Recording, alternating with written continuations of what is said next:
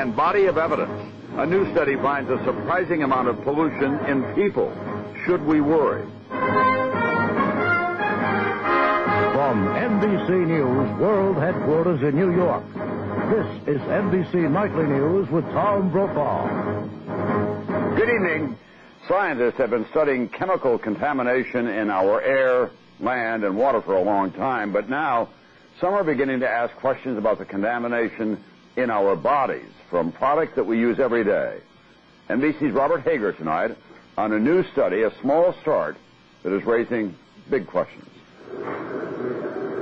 When scientists sampled Andrea Martin's blood and urine to see what toxins she'd picked up from the world around her, she got a surprise.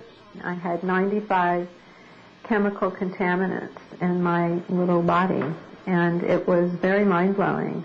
Martin and 8 others were tested by Mount Sinai School of Medicine in New York and an advocacy organization called the Environmental Working Group.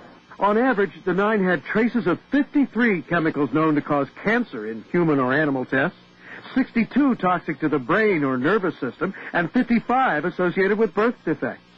They didn't find any single substance in amounts the government labels unhealthy, but said the sheer number and uncertainty about trace amounts was unnerving.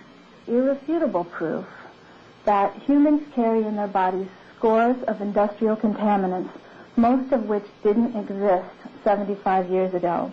Scientists have found phthalates that cause birth defects in animals in items like makeup, hairspray, and food wraps. Other chemicals target the nervous system. Synthetic fragrances in perfume and soap, acetone in nail polish removers, poisons in weed killers and bug sprays, and perchloroethylene in dry cleaners. In paint, there's organ-damaging xylene. But for those intent on avoiding even traces of toxic chemicals, the study's authors suggest eating organic produce, minimizing fatty foods, chemicals concentrated in fat, minimizing use of beauty products, avoiding stain removers, and seafood known to be high in mercury, like canned tuna. Maybe more caution than many care to take, but the scientists say it is amazing how much gets in our bodies. Robert Hager, NBC News, Washington.